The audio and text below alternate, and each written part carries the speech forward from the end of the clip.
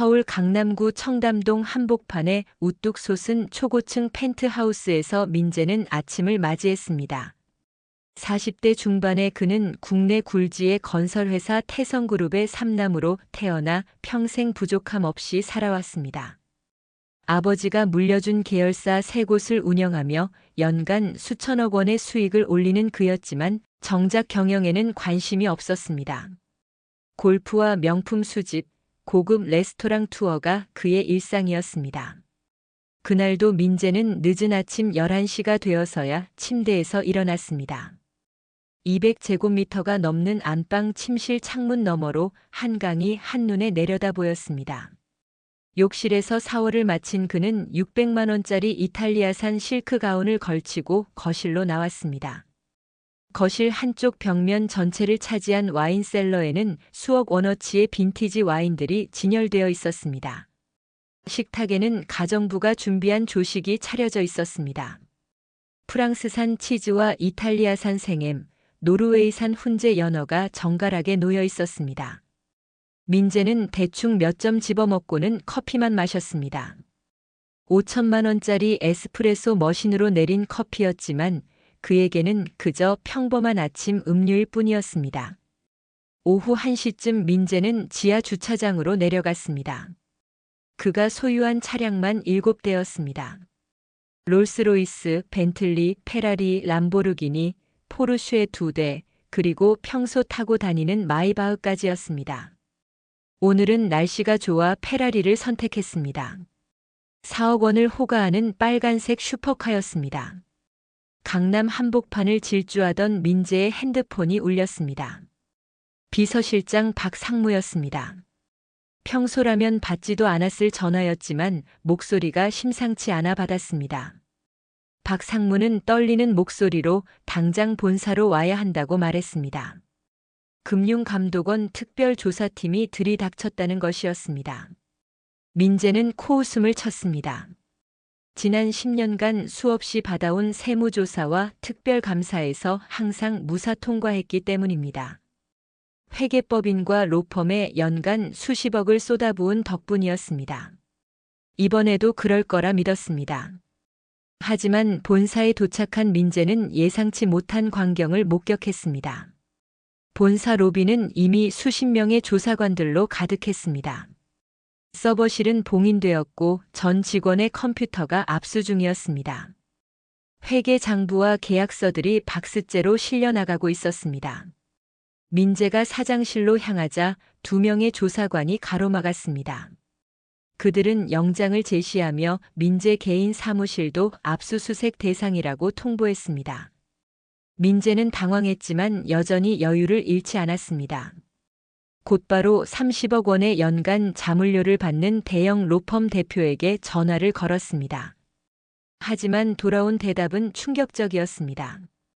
변호사는 냉정한 목소리로 이번 사안은 자신들도 어쩔 수 없다고 말했습니다. 청와대와 검찰 고위층이 직접 나선 사건이라는 것이었습니다. 그때 민재의 핸드폰으로 뉴스 속보 알림이 왔습니다. 태성그룹 비자금 조성 의혹, 1000억대 횡령 정황 포착이라는 제목이었습니다. 민재는 손이 떨렸습니다. 뉴스를 클릭하자 더욱 경악스러운 내용이 펼쳐졌습니다. 지난 5년간 계열사 자금 800억 원을 빼돌려 개인 비자금으로 조성했다는 의혹이었습니다. 민재는 황급히 회계 담당 이사를 불렀습니다. 이사는 창백한 얼굴로 사실을 털어놓았습니다. 민재가 지시한 대로 페이퍼 컴퍼니를 만들어 자금을 빼돌렸고 해외 차명 계좌로 송금했다는 것이었습니다. 문제는 내부 고발자가 나타나 모든 증거를 검찰에 제출했다는 사실이었습니다.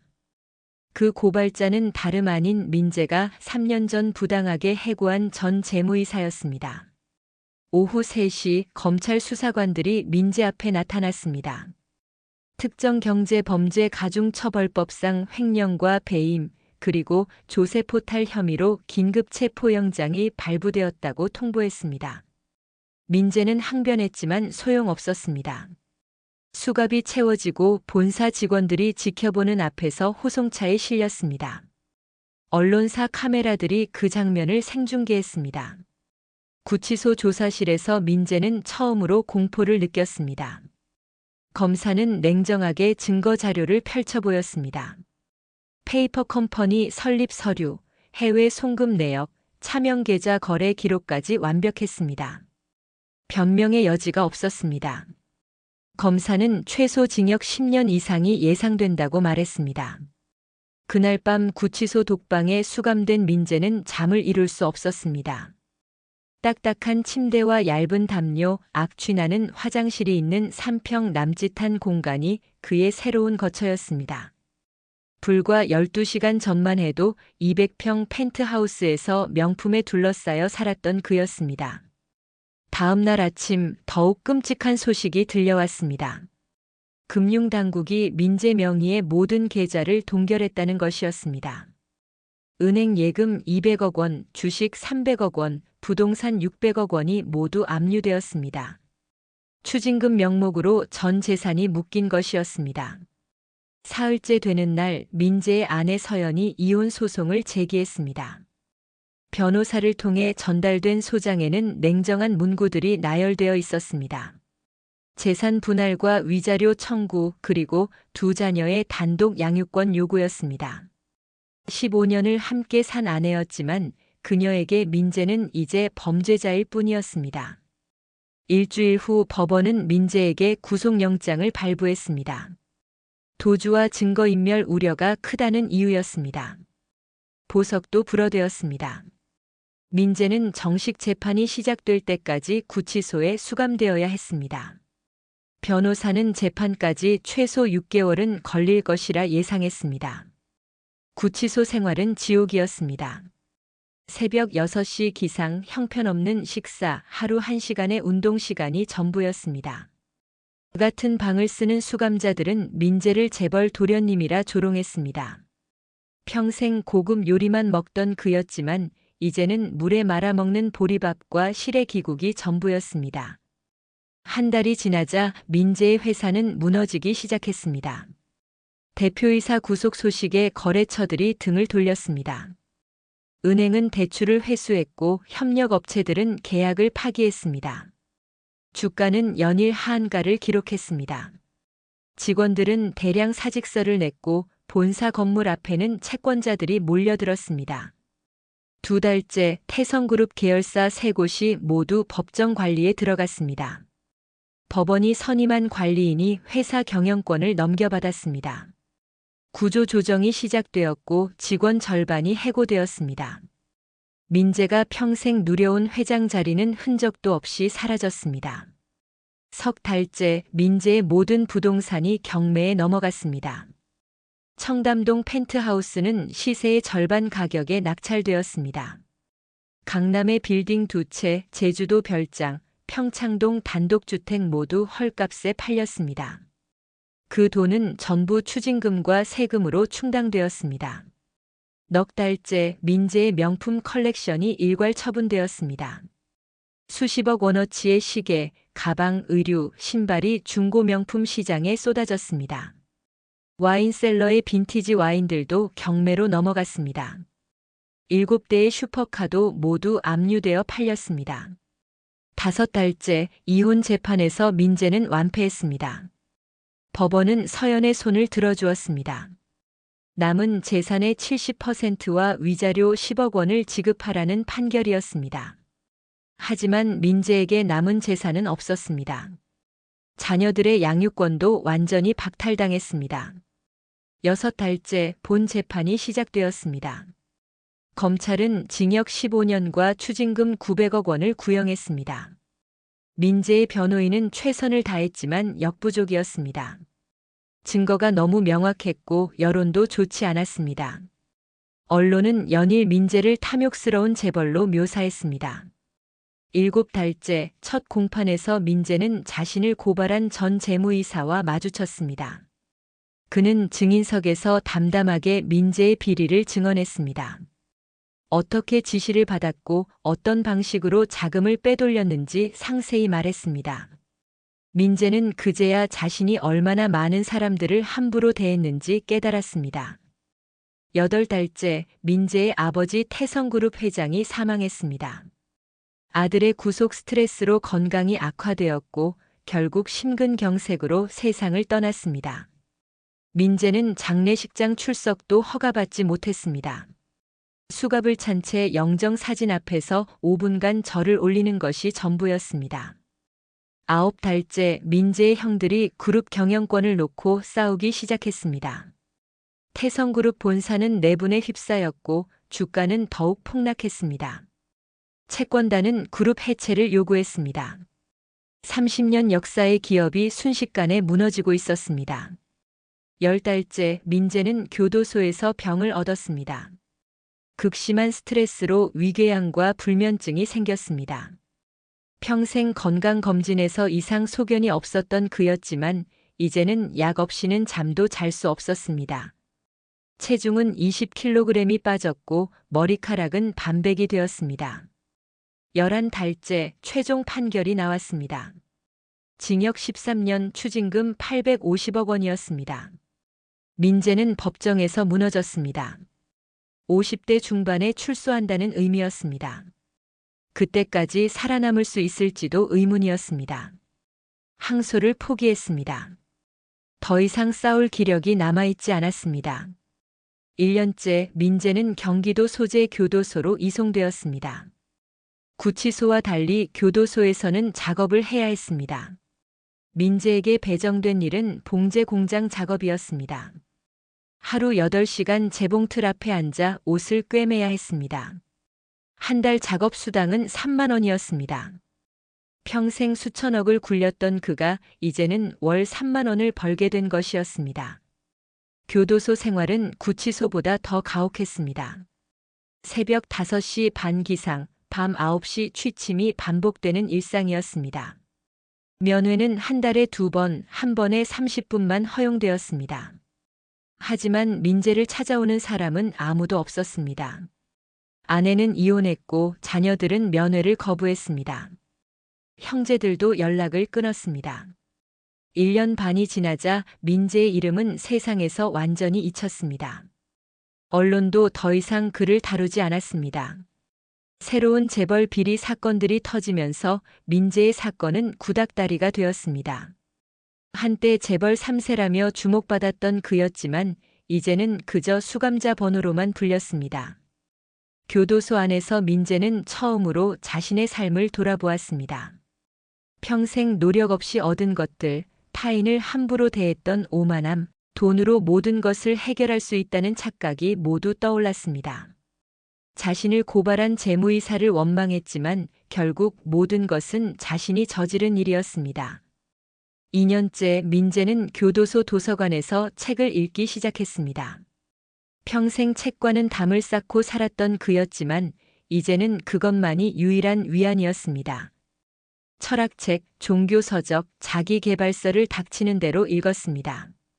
특히 불교 경전이 마음에 와닿았습니다. 무상함과 인과응보에 대한 가르침이었습니다. 2년 반째 민재는 교도소 안에서 새로운 소식을 들었습니다. 태성그룹이 완전히 해체되어 매각되었다는 것이었습니다. 주력 계열사는 외국계 사모펀드에 넘어갔고 나머지는 경쟁사의 헐값에 팔렸습니다. 할아버지가 맨손으로 일군 기업이 60년 만에 역사 속으로 사라진 것이었습니다. 3년째 민재의 전 재산이 국고로 귀속되었습니다. 추징금을 납부하지 못해 강제 몰수된 것이었습니다. 이제 민재에게 남은 재산은 단 한 푼도 없었습니다. 출소 후 갈 곳도 할 일도 없었습니다. 50대 중반의 전과자 신분으로 사회에 나가면 무엇을 할 수 있을지 막막했습니다. 교도소 안에서 민재는 다른 수감자들과 같은 대우를 받았습니다. 한때 수천 명의 직원을 거느렸던 재벌이었지만 이제는 그저 평범한 죄수 중 한 명일 뿐이었습니다. 식사 배식을 받아 쪼그리고 앉아 먹고 좁은 침대에서 다른 수감자들과 함께 잤습니다. 4년째 민재는 교도소 안에서 검정고시를 준비하는 젊은 수감자를 만났습니다. 20대 청년이었는데 가난한 집안 형편 때문에 절도죄를 저질렀다고 했습니다. 민재는 처음으로 타인을 도우려는 마음이 생겼습니다. 자신이 가진 것은 없었지만 교양 과목 정도는 가르칠 수 있었습니다. 청년에게 영어와 수학을 가르치며 민재는 작은 보람을 느꼈습니다. 평생 자신만 생각하며 살았던 그였지만 이제는 누군가를 도울 수 있다는 것이 기뻤습니다. 청년은 열심히 공부했고 결국 검정고시에 합격했습니다. 출소 후 대학에 진학하겠다며 민재에게 감사를 표했습니다. 5년째 민재는 모범수가 되었습니다. 작업장에서 성실히 일했고 다른 수감자들과 다툼 없이 지냈습니다. 교도관들도 민재의 변화를 인정했습니다. 한때 오만했던 재벌이 겸손한 사람으로 바뀐 것이었습니다.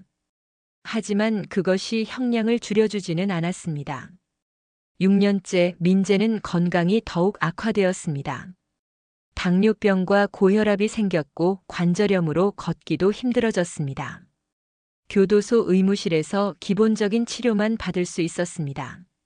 한때 수억 원을 들여 건강검진을 받았던 그였지만 이제는 진통제 한 알이 전부였습니다.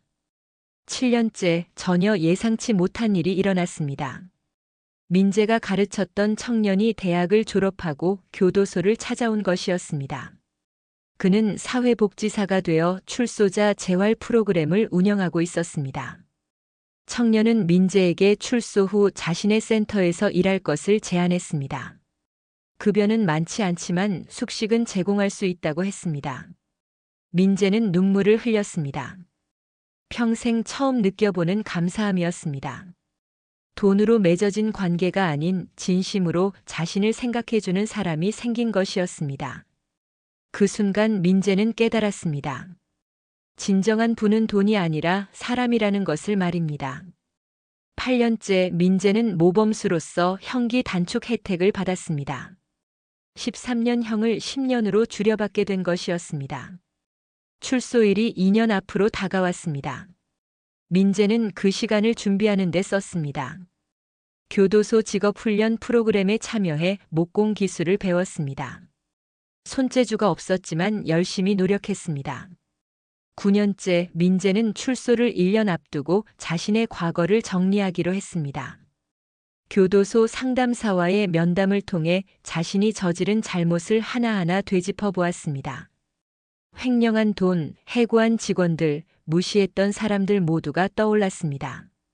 용서를 구할 수는 없었지만 최소한 반성은 할 수 있었습니다. 10년째 드디어 출소일이 왔습니다. 민재는 교도소 정문을 나서며 깊은 숨을 들이마셨습니다. 10년 만에 맞는 자유의 공기였습니다. 하지만 기쁨보다는 두려움이 컸습니다. 60대 중반의 나이, 전과자 신분, 무일푼의 처지였습니다. 교도소 앞에는 청년이 낡은 경차를 몰고 와 있었습니다. 민재를 태우고 청년은 서울 외곽의 작은 재활센터로 향했습니다. 2층짜리 건물에 출소자 10명이 함께 생활하는 곳이었습니다. 민재에게 배정된 방은 3평 남짓한 공간이었습니다. 한때 200평 펜트하우스에서 살았던 그였지만 이제는 이것만으로도 감사했습니다. 재활센터에서 민재는 청소와 식사 준비를 돕는 일을 맡았습니다. 한 달 급여는 100만 원이었습니다. 숙식이 제공되었기에 생활하는 데는 문제 없었습니다. 평생 수천억을 쓰며 살았던 그가 이제는 월 100만 원으로 만족하는 삶을 살게 된 것이었습니다. 출소 후 6개월이 지나자 민재는 거리에서 우연히 옛 직원을 마주쳤습니다. 한때 비서실에서 일했던 사람이었습니다. 그는 민재를 알아보고는 고개를 돌렸습니다. 민재는 쫓아가 사과했습니다. 자신의 잘못으로 회사가 망했고 많은 사람들이 피해를 입었다고 말했습니다. 그는 놀란 표정으로 민재를 바라보았습니다. 출소 후 1년째 민재는 재활센터에서 상담사 보조 일을 시작했습니다. 자신의 경험을 바탕으로 다른 출소자들을 돕는 일이었습니다. 특히 경제사범으로 수감되었던 사람들에게 많은 도움을 줄 수 있었습니다. 돈의 유혹, 권력의 허망함을 누구보다 뼈저리게 느꼈기 때문입니다. 민재는 이제 아침 6시에 일어나 센터 주변을 청소합니다. 점심에는 출소자들과 함께 식사를 하고 오후에는 상담 일을 돕습니다. 저녁에는 책을 읽거나 산책을 합니다. 단순하고 평범한 일상이지만 민재는 만족합니다. 한때 가졌던 수천억의 재산보다 지금의 평화가 더 소중하다는 것을 알게 되었습니다. 여러분, 오늘 이야기는 여기서 마무리하겠습니다. 한순간의 탐욕이 한 사람의 인생을 어떻게 바꾸는지 보여주는 이야기였습니다. 다음에도 더 좋은 이야기로 찾아뵙겠습니다.